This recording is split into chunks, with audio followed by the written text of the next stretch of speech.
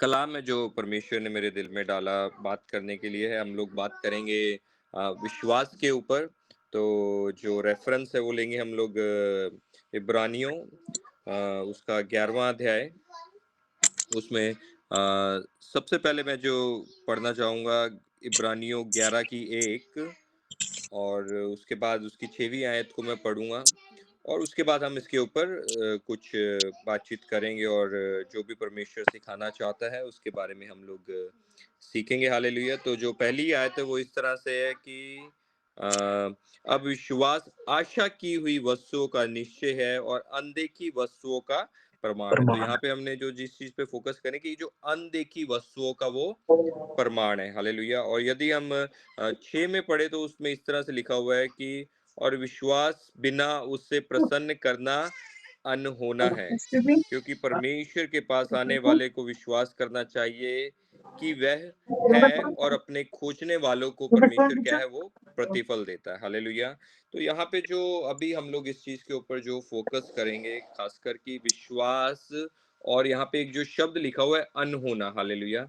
कि इम्पॉसिबल, हाँ, कि परमेश्वर के लिए कुछ भी असंभव नहीं है। हालेलुया। और यहीं पे कलाम हमें सिखाता है, पवित्र बाइबल हमें सिखाती है कि परमेश्वर को विश्वास के बिना क्या प्रसन्न करना अनहोना है, असंभव है। और उसी जब कलाम हमें ये भी बताता है कि यहाँ पे क्या है कि बिना विश्वास के हम परमेश्वर को प्रसन्न नहीं कर सकते। और एक चीज और यीशु मसीह में सिखाते हैं कि मनुष्य के लिए तो कुछ असंभव हो सकता है, लेकिन परमेश्वर के लिए सब कुछ संभव है। हालेलुया। तो जो यहाँ पे जो वजनदार जो शब्द है ना, जो इसके ऊपर हम लोग मेडिटेट करेंगे, संभव, हालेलुया, जिसको बोलते हैं इम्पॉसिबल, संभव और अनहोना। हालेलुया। तो ये अलग अलग भाषाओं में हम लोग सीखते हैं कि ये क्या है, अनहोना, असंभव या इम्पॉसिबल। और अगर उर्दू की बाइबल पास किसी के पास है तो आप जरूर पढ़ दें इसको। जी, मैं पढ़ के सुनाता हूँ। अब ईमान उम्मीद की हुई चीजों का तमाद और अनदेखी चीजों का सबूत है। और छठी आयत अगर पढ़ते हैं तो वहां पर लिखा है और बगैर ईमान के उसको पसंद आना नामुमकिन है। आमीन। हाँ, तो ये जो नामुमकिन, इम्पॉसिबल, तो यहाँ पे देखो कि परमेश्वर ने इन शब्दों का इस्तेमाल किया। वचन में एक जगह कहता है कि मेरे लिए कुछ भी नामुमकिन नहीं है, मेरे लिए सब कुछ मुमकिन है। और वही परमेश्वर कह रहा है कि विश्वास के द्वारा मुझे प्रसन्न करना नामुमकिन है, इम्पॉसिबल है। तो ये बड़ा जरूरी है, क्योंकि आज विश्वास नहीं है तो कुछ भी नहीं है हमारी जिंदगी में। और विश्वास है क्या, क्या देखी हुई चीजों का प्रमाण है? नहीं, क्योंकि एक आयत में हमने इसमें ये भी पढ़ा कि अनदेखी वस्तुओं का प्रणाम है, जो चीजें हमने देखी नहीं है, क्योंकि विश्वास में हमने बपतिस्मा लिया है, विश्वास में हमने ये विश्वास है हमारे दिल के अंदर कि यीशु मसीह यहाँ से गए हैं, वो मुर्दों में से जी उठे और एक घर हमारे लिए तैयार कर रहे हैं। हालेलुया। और इसी तरह विश्वास में जिस तरह से हम लोगों ने पिछले से पिछले संडे पास हमने किया कि मसीह यीशु में हमें सारी आसमानी जो जो आत्मिक आशीष हैं वो मिल चुकी है। हालेलुया। तो अभी परमेश्वर ने अपना काम पूरा किया क्रूस के ऊपर, हमारी हमारी धार्मिकता के लिए, हमारी भलाई के लिए, हमारे हमारे जीवन के लिए। आज हम उन चीजों का अगर हम ग्रहण कर सकते हैं तो उसे सिर्फ विश्वास के द्वारा ग्रहण कर सकते हैं। और जो चीजें हमें परमेश्वर ने हमारे विश्वास के कारण दे दी है और जो हमारे लिए ठहराई गई हैं, उसको कोई हमारी जिंदगी से अलग कर नहीं सकता। हालेलुया। क्योंकि जिस तरह से बताता है कि परमेश्वर ने हमें इतनी मोहब्बत की, इतना प्रेम किया है कि कोई हमें परमेश्वर की मोहब्बत से जुदा नहीं करता, चाहे वो पाप हो, चाहे वो पाप से हम परमेश्वर से दूर होते हैं, लेकिन हम जैसे ही गुनाह की तौबा करते हैं, अपने गुनाहों का इकरार कर लेते हैं, परमेश्वर उसी उसी तरीके से उसका प्यार हमारी तरफ फिर से, क्योंकि वचन इस तरह से बताता है कि वो अपने हमारे गुनाहों के अनुसार हमारे साथ व्यवहार नहीं करता, उसकी दया हर एक रोज नहीं होती। हालेलुया। तो ये जो सब चीजों का निचोड़ है कि ये विश्वास ही है। यदि आज मैं विश्वास करूं कि मेरे गुनाह परमेश्वर ने क्रूस पर अपने लहू बहा के मेरे गुनाहों के लिए तौबा कर दिए, तो मैं विश्वास करूं तो ही वो मेरी जिंदगी में लागू होता है, वरना नहीं होता है। हालेलुया। जिस तरह से यदि आप देखें कि विश्वास परमेश्वर ने जो जो आपको दी है, आपकी चाहे वो सेवकाई हो, आपकी नौकरी हो, आपका परिवार हो, आपके बच्चे हों, जो जो आपको परमेश्वर ने उसके ऊपर ईमान लाने से जो बरकतें दी हैं, उसको आपसे कोई भी अलग नहीं कर सकता, कोई भी उसको आपसे ले नहीं सकता। यदि हम बतशेबा की ज़िंदगी देखें ना, बतशेबा जो हित्ती यूरिया की पत्नी थी, अभी आप देखो, आप जानते हैं कि उससे एक बेटा हुआ, उसने जब राजा दाऊद ने उसके साथ व्यभिचार किया, उससे एक बेटा हुआ उसका, वो मर गया। फिर उसके बाद सुलेमान उससे हुआ। और वो फिर परमानेंट उस राजभवन में आके रहने लगी। लेकिन जो जो जो बतशेबा थी ना, वो परमेश्वर ने किसको दी थी? हित्ती यूरिया को दी थी। और कहीं जहाँ पे भी बतशेबा का ज़िक्र है ना बाइबल में, आप देखेंगे तो वहाँ वहाँ पे ये नहीं लिखा हुआ कि दाऊद ने उसको अपनी पत्नी बना लिया था, या वो दाऊद के यहाँ रहती थी, या वो सुलेमान, या जो भी, उसमें हर जगह परमेश्वर ये मेंशन करता है। बेशक दाऊद ने हित्ती को मार दिया, बेशक दाऊद के उसके साथ 2 बच्चे और मे बी और भी बच्चे हुए होंगे, लेकिन परमेश्वर ने वो पत्नी किसको दी थी? हित्ती यूरिया को दी थी। और वो परमेश्वर ने जहाँ भी बतशेबा का ज़िक्र हुआ, वहाँ पे क्या बोलता है कि वो किसकी पत्नी थी? हित्ती यूरिया की पत्नी थी। तो आज ईमान में जो परमेश्वर ने आपको दिया हुआ है, उसके ऊपर ईमान लाने के, तो चाहे वो कुछ भी हो आपकी ज़िंदगी में, चाहे जो आपके ऊपर वो सेवकाई है, चाहे वो आपका परिवार है, आपकी नौकरी है, आपका कुछ भी लगा लो इस दुनिया के, जो परमेश्वर ने आपके लिए ठहराया है ना, ताकि दुनिया कुछ भी कर ले, जो वो चीज़ें आपके साथ जुड़ी रहेंगी, यदि हम उसके ऊपर विश्वास लाते हैं। हालेलुया! तो यहाँ पे बहुत ज़रूरी है, क्योंकि बिना विश्वास के जिस तरह से हम देखते हैं कि परमेश्वर को खुश करना अनहोना है। हालेलुया! और यदि हम रोमियो में पढ़ते हैं, तो उसमें लिखता है कि कला विश्वास हमारा कैसे बढ़ता है? जब हम मसीह के वचनों को सुनते हैं। हालेलुया! और उनका अंगीकार करते हैं। हालेलुया! क्योंकि ये अभी हम पीछे दिनों में हम लोग सीख रहे थे, एक खुदा के दास बता रहे थे कि जो हमारे कान है, हालेलुया, ये क्या है? ये गर्भ की शेप के हैं। ये किसकी तरह है? एक गर्भ की, जिसमें जिसमें पेट में बच्चा रहता है ना, जिसमें औरत के, तो उसकी शेप के हैं। तो जो हम इसमें लेते हैं, तो वो क्या होता है? हमारे अंदर एक जन्म ले लेता है। हालेलुया! जब हम परमेश्वर के वचनों को बार बार सुनते हैं, जोर जोर से पढ़ते, जब वो हमारे अंदर जाता है, तो वो चीजें जन्म ले लेती है हमारे अंदर, और फिर वो हमारे मुंह के द्वारा बाहर आती है। हालेलुया! तो जैसे जैसे हम मसीह के कलाम को, उसके वचनों को सुनते हैं, उसकी जो जो उसकी आत्मिक आशीषें हैं, बरकतें हैं, शारीरिक, वो क्या है? हमारे अंदर आनी शुरू होती हैं, और वो एक हम में हियाव देती हैं, वो एक हमें बोल्डनेस लेके आती है कि नहीं, मैं परमेश्वर का बेटा हूँ। शैतान आके बोलेगा कुछ भी कि तू क्या है? तू पापी है, तेरी ज़िंदगी ऐसे थी, लेकिन आपको कलाम मालूम होगा तो आप उसको जवाब दे सकते हैं, क्योंकि वो आपके अंदर जन्म जब आपके अंदर गया हुआ, तो आपके मुँह से बाहर आएगा। इसलिए बड़ा इम्पोर्टेंट है हमारे लिए कि हम क्या सुनते हैं। हालेलुया! यदि हम लूका की इंजील में पढ़ते हैं, तो वहाँ शायद 4 की 15, 4 की 16 में इस तरह की, चौकन्ने रहो कि क्या सुनते हो। हालेलुया! तो आज एक मसीही होने के नाते, यदि हम अपने विश्वास में बढ़ना चाहते हैं, हालेलुया, तो बहुत ज़रूरी है हमारी ज़िंदगी में कि हम क्या सुनते हैं। हालेलुया! यदि हम अविश्वास की बातें सुनेंगे, तो अविश्वास हमारे अंदर पैदा होगा। हम दीन दुनिया की बातों, क्योंकि सुनने का बड़ा महत्व है हमारी ज़िंदगी के अंदर ना। यदि अगर सांसारिक तौर पे देखें ना, जो अफ्रीका के लोग हैं ना, जहाँ पे जो अफ्रीकन कंट्रीज़ हैं, उनके ऊपर जो शासन किया है, वो फ्रांस के लोगों ने किया है, यूके के लोगों ने किया हुआ है। उनके ऊपर जो अधिकतर शासन है, आज भी फ्रांस के फ्रेंच कॉलोनीज़ बोला जाता है वहाँ पे, और यूके के ब्रिटेन ने उनके ऊपर शासन किया हुआ है। लेकिन जो उनका आज पहनावा है, बिहेवियर है, उनका जो नज़रिया है, वो किसका? वो अमेरिकन्स की तरह है। अमेरिका के लोगों की तरह, यदि आप इस बारे में गहरी स्टडी करें, इसका जो एक कारण, जो मैंने पीछे जब मैं इसके बारे में सीख रहा था, तो एक जो मुख्य कारण ये है कि जो वो म्यूज़िक सुनते हैं ना, वो क्या है? वो अमेरिकन म्यूज़िक को सुनते हैं। हालेलुया! तो उससे उन्होंने सीखा, और उसकी तरह उनको फॉलो करना शुरू कर दिया। हालेलुया! उनके ऊपर शासन किसने किया? फ्रांस फ्रांस ने किया। उनके ऊपर शासन किसने किया? यूके के लोगों ने किया, ब्रिटेन ने, ब्रिटिश सरकार ने किया। लेकिन वो सुनते क्या थे? अमेरिकन म्यूजिक, और वैसा वैसा उनका ड्रेसिंग स्टाइल, उनका लाइफ स्टाइल, उस चीज को उन्होंने बहुत इमिटेट किया, और उसके उनके जैसे वो दिखने लगे, बनने की कोशिश करी। तो इस तरह से सुनने का हमारी ज़िंदगी में बहुत महत्व है।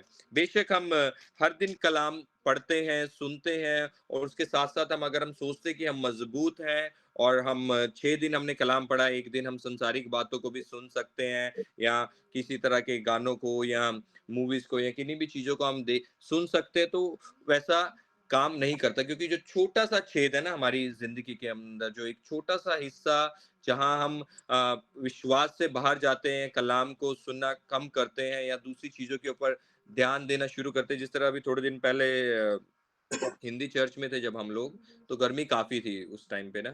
तो क्या हुआ था, बार-बार मेरा नीचे ना पीछे की साइड खड़ा हुआ था, तो गर्मी एकदम से कब बढ़ती थी जब वो नीचे वाला ना कोई दरवाज़ा अच्छे से बंद नहीं करता था ना, तो क्या होता है जो वहाँ विंड कटर लगा हुआ है, लेकिन फिर भी थोड़ा-सा दरवाज़ा खुला रहता है तो वहाँ 2-3 एसी लगे हुए हैं, लेकिन उसके पास से आप महसूस करते हो कि नीचे से क्या है, गर्मी आनी शुरू हो रही है। तो इसी प्रकार से जो छोटी-छोटी हमारी कभी-कभी आदतें होती है ना, उसकी वजह से हम अपने आत्मिक ज़िंदगी में मजबूत नहीं हो पाते, हम अपने विश्वास में आगे नहीं बढ़ पाते, हालेलुया। क्योंकि बहुत सारी हमारा जो विश्वास किसके ऊपर, हमारी नौकरी के ऊपर होता है, हमारे परिवार के या हमारे खानदान के ऊपर, बहुत सारी चीज़ों के ऊपर हमारा एक छोटा-सा ध्यान जाता है, तो उसकी वजह से हम बड़े निराश हो जाते हैं जब काम हमारे हमारे फ़ेवर में नहीं होते, हालेलुया। लेकिन यदि हम परमेश्वर के वचन को पढ़े, हालेलुया, कि जो क्या है कि जो सब बातें मिलके, जिस तरह रोमियो 8 की 28 में लिखा कि सब बातें हमारे लिए क्या भलाई पैदा करती है, सब बातें मिलके हमारे लिए भलाई पैदा करती है, जो परमेश्वर से प्रेम करते हैं और उसकी मर्जी के अनुसार बुलाए गए हैं, हालेलुया। तो ये बड़ा इम्पोर्टेंट है हमारी ज़िंदगी में, हालेलुया, कि हम परमेश्वर के वचन के साथ जुड़े रहें, हालेलुया, उसके वचन को पढ़ते रहें, उसके वचन का अंगीकार करते रहें, हालेलुया। आपको उस समय बेशक फ़ील नहीं होगा, आपको लगेगा कि मैं सिर्फ़ शब्दों में बोल रहा हूँ, अपने सिर्फ़ शब्दों को बोल रहा हूँ, हालेलुया। लेकिन आप देखोगे जब आप बोलते जाएँगे, हालेलुया, वो जो शब्द है, हालेलुया, वो ज़िंदगी का रूप लेके आपके जीवन में, आपकी परिस्थितियों में काम करना शुरू करेंगे, हालेलुया। क्योंकि हमने अधिकतर एक्सपीरियंस किया, हालेलुया, ये कोई हम सुनी सुनाई बातें नहीं, जो हमने अपनी जिंदगी में परमेश्वर की उसके जलाल को हमने देखा है, हालेलुया। अपनी जिंदगी में जो परमेश्वर की नेमतों को, उसकी बरकतों को और जो गवाहियां परमेश्वर ने हमें हमारे घर में दी हैं, चर्च में दी हैं, परिवार में दी हैं, हमने उसमें देखा है, हालेलुया। बहुत सा समय हम लोगों ने ऐसा भी बिताया पीछे की, जब एक एक एक साल पहले का लगभग, बहुत फाइनेंशियली हम लोग बहुत टाइट थे, लेकिन हम अपने मुख से नहीं बोलते थे कि हमारे पास ऐसा है या वैसा, लेकिन हम ये बोलते थे कि परमेश्वर तुम्हें बहुत से लोगों को कर्जा देने वाला बनाएगा, लेने वाला नहीं। और उसके बाद जो परमेश्वर ने उन शब्दों का परमेश्वर आदर करता है, हालेलुया। आप परिस्थिति के हिसाब से अपने अपने शब्दों को नहीं निकालते, लेकिन आप ये इस हिसाब से आप अपने मुख से शब्दों को निकालते हैं कि किसके बेटे हो आप, हालेलुया, किसने तुम्हें बचाया है, हालेलुया। आपको क्या है, पर मसीह ने सारी बरकतें, आसमानी बरकतें दे दी हैं, हालेलुया। यीशु मसीह के द्वारा सारी बरकतें हमें मिल चुकी हैं, हालेलुया, चाहे वो आसमानी हो, शारीरिक हो या किसी भी तरीके की हो। यदि आप उन चीज़ों के ऊपर ईमान लेके आते हो, और कभी भी हमारे जब बच्चे बीमार होते हैं तो हम लोग हमेशा ये बोलते हैं कि वो बेहतर हो रहे हैं, हालेलुया। हम नहीं कहते कि उनको बुखार इतना चढ़ गया है या खाँसी इतनी हो गई है, और हम ईमान के साथ जब ये बोलते कि नहीं ये बेहतर हो रखे हैं। और बहुत सी बार ऐसा हुआ कि जोसाया बेटा बड़ा वाला जो, वो 103, 102, 103, 104 बुखार तक हम लोगों ने उसको देखा है यहाँ पे। और शरीर उसका गर्म है बिल्कुल, और अंदर डर भी है हमारे कि इतना बुखार, ये बहुत ज्यादा बुखार होता है, लेकिन घर पे ही हमने इसको रखा हुआ है, हम लोग दुआ कर रहे हैं, इसके ऊपर पट्टी बांध रहे हैं, हालेलुया।